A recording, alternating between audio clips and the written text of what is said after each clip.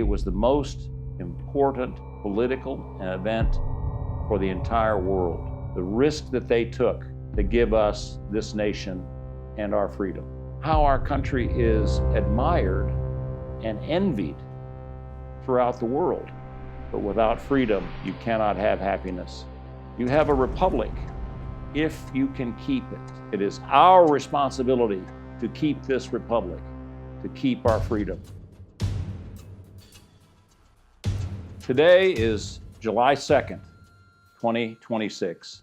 250 years ago, the Continental Congress met in secret to ratify the Declaration of Independence. They met in secret because the Declaration of Independence and its ratification by those delegates was an act of treason against the Crown of England, an act of treason punishable by death. Now, 2 days later, on July 4th, they read the Declaration of Independence to a crowd outside of Independence Hall and distributed printed copies of the Declaration in Philadelphia. A few days after that, General Washington had the Declaration of Independence read to his troops that were outside of Boston on Bunker Hill and Breed's Hill. I bring this up because, the actual Independence Day was July 2nd, but we recognize July 4th because that was the day we made things public. That was the day we said to the world, we are independent and we're doing so at the risk of our lives. Now, the Revolutionary War, which flowed from that, is one of the greatest periods, not just in American history, but in world history. I have in previous podcasts recommended to you this book, Almost a Miracle, by John Ferling, which is a marvelous history of the Revolutionary War. And it brings home the war in human terms. Washington, Hamilton, General Lee, General Rochambeau, Admiral de Gasse. When you read this book, you see why he comes to the title, Almost a Miracle. Because there were so many fortunate events in favor of the revolution that spared the Continental Army from disaster.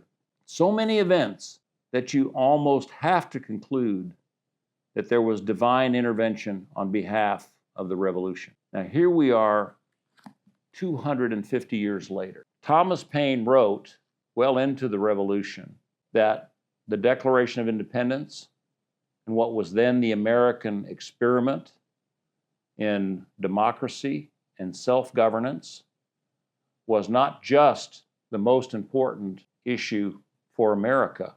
It was the most important political event for the entire world. And since that time, many countries have modeled their declarations of independence after our own and modeled their constitutions after our own, which was adopted in 1789.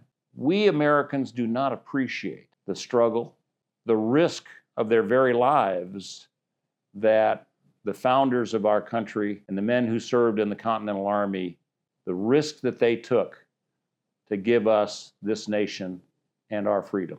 And those of us who live in the United States do not appreciate two things. One, how our country is admired and envied throughout the world. Yes, I agree, our country is also hated by some. I get that. I've seen that personally.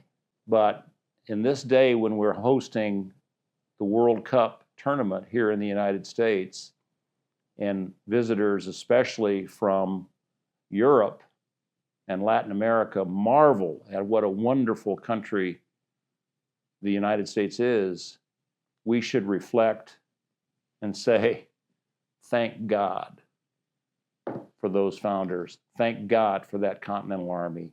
And thank God that of all who have followed them, that have fought to preserve our freedom.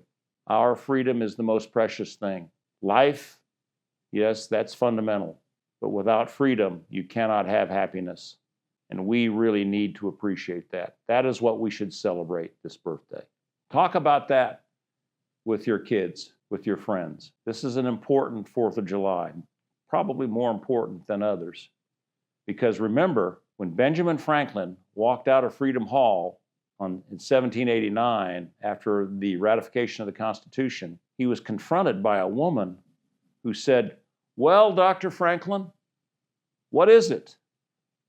Do we have a monarchy or a republic?" He says, "Madam, you have a republic if you can keep it." Remember, on this birthday, 250 years later, it is our responsibility to keep this republic, to keep our freedom. Tell that to your children. Point that out to your colleagues. Happy birthday, America, and God bless you and yours, and God bless America.